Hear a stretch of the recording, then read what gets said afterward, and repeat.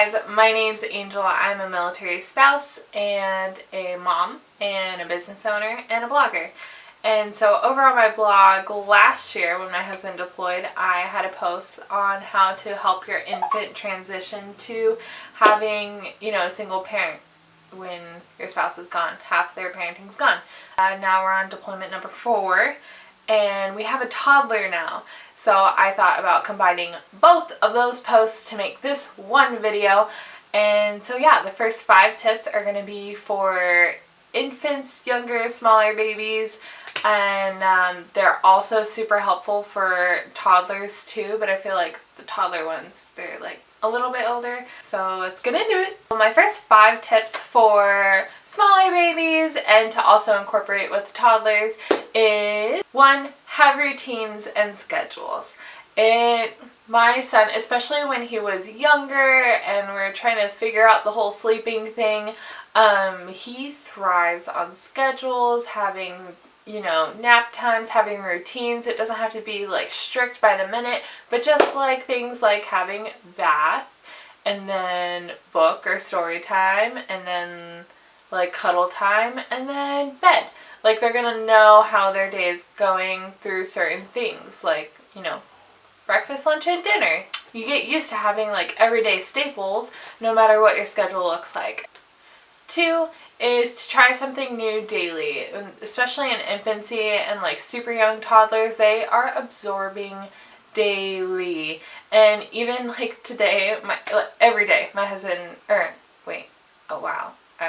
every day my toddler has new words, new vocabularies, new mannerisms that he's picking up from us. And so like today he was like shh to the dog when the dog started barking, and it was really funny to see like he sees us doing things and he does the same thing. And so when you're introducing new things to them, it's just gonna help you, one, probably get out of the house or learn new things and teach new things, but it also is exciting for your child. Number 3 is to FaceTime, video chat, call, any sort of communication daily, even if it's like writing letters, crayons, or something, to have your child feel like their voice is being heard even though that parent's not physically there, if that makes sense.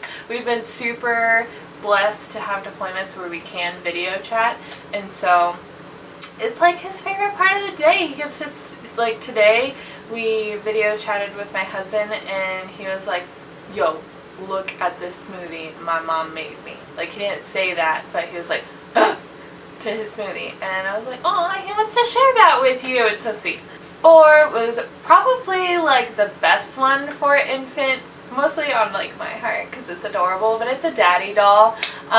It's this website, daddydolls.com or something like that. I'll leave it down below. Basically you send a photo of your service member in uniform or out of uniform, whatever you want, and they turn it into like a little pillow like doll. And so I'll insert an image here, and literally we got this I think like 2 days after my husband left for his last one, and my son has slept with the doll every single night since then. Even though my husband came back, spent more time with us, he still slept with the doll. Like he just loves it, and it's part of his everyday routine. And like we lay him down to sleep and we're like, okay, kiss Dada. And he also has Pikachu that he equally loves, but we'll pretend like that's not there. 5 is to react to your baby and not to the world. So especially when you are the only one with your hands full, you might feel the need to make other people feel comfortable if your child is being loud or adventurous or sprinting away and laughing their head off. Like, respond to your child and know that like you're doing it alone. Not every single moment can be a teaching moment. Sometimes you just need to be there for your child and give them a hug and give them attention and say, you know what, sure, I'll sit here in the middle of Target and try on some women's sun hats with you.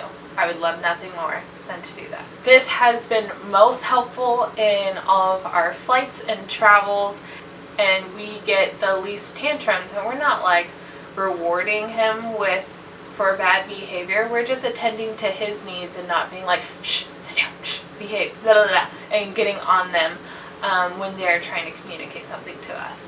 5 tips for the toddlers. We have a younger toddler still. He's 1.5 years. So I'm not sure how far this stretches into toddlerhood, but it's working for us where we're at right now. One was updating family photos in our home, on our phones, like the background screensavers and everything. It is updated images of all 3 of us, and just having that printed and that presence without it feeling like a gaping hole. Like I feel like countdowns are a no for me now, because I ended up wanting to like wish the time away, and like, I don't know, it became like an idol in my life. And so with this, it's like acknowledging like there's a picture of us happy on the beach, so cute. And then also it's just like things change over time. Like my husband's uniforms have changed, my son grows like a weed, and so does his hair. So it's just like the latest, most recent memories of what we look like and how things were. It's really nice and I love it. I feel like a psycho now. 2 is story time. So what me and my husband did was we filmed him reading the books that we have in our house, and I play those videos for my son before bed, when we wake up, whenever he asks for it. We're on day 1 of deployment and he's already asked to see Dada on the computer. And so it's been very nice to, you know, we have his voice, we see him talking, he's doing something educational, and it's something that my son's familiar with. So that is nice if you can't talk to your spouse all the time like we get to anyways. And also those days where they might be traveling and there's like 0 communication. So I'll have this more in my blog, but basically I would just hit record, my husband would read the story, I'd stop recording, that times a million times, however many books, would transfer it to the computer, and then I renamed each thing, and it's just like a folder on the desktop, so I don't have to like dig through folders or anything. It's just right there on my home screen. I open that, it says like Davis story time or something, open that, and then it's just all the book titles, and it seems like a great idea. I love it.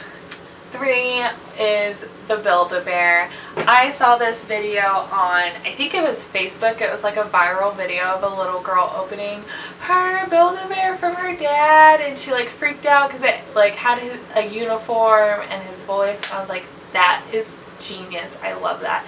And so I told my husband to like go to the mall, like take your son, go on a daddy-son date, go get him a Build-A-Bear. His son's so little, he doesn't know what it is, so he's not obsessed with it. But I was like, get a bear and put your voice in it. Like, those are my 2 criterias. And they came back with a dog that barks. I was like, what is this? So they're sold out of voice boxes, but we ended up going back to the store and getting the voice box put into the dog. And it's the sweetest thing ever. It's so big, and so I don't let my son sleep with it. He honestly, he hasn't asked yet. It's been day 1, but he does think it's adorable, and he does want to play with him when he's older. So this side barks, and then this side has my husband's voice. Hi, kid, it's Dada. I love you. It's so sweet. I love it so much.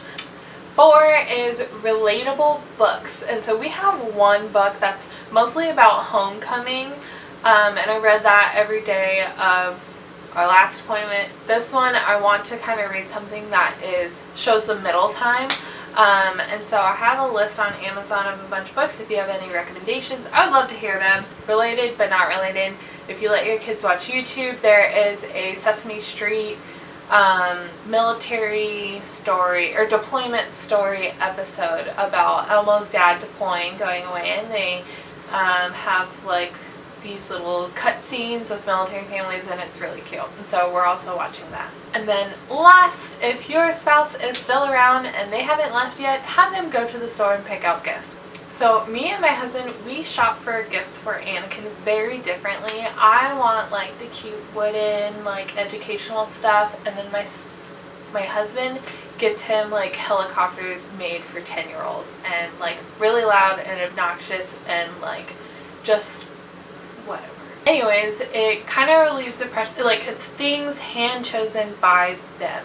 And I think that it'd be really great to present something to him and be like, your dad picked this out for Easter, your dad picked this out for your birthday, and it's just like super special to be like, you know, Daddy got you this, he picked it out just for you. And even if they're too young to explain, I still like mentioning those things. I still mention things that like people got from my baby shower or his first birthday. I'd be like, Auntie got this for you, Uncle got that for you, our best friends got this for you. And he like, it's just like repetition in their mind, repetition in his mind associating that toy with that person. And so I love it. Those are all of my tips for helping ease in that transition. I know it's really crappy. I'm not even going to pretend like it's not. But we're going to crush it. You're going to crush it. It's going to be great. If you have a toddler or a baby or an older kid, I especially want to know that kind of wisdom because we're not there yet. Please leave it in the comments below. You can find my social media down there as well. I love Pinterest and Instagram right now. Thank you for watching today's video, and we will see you next time.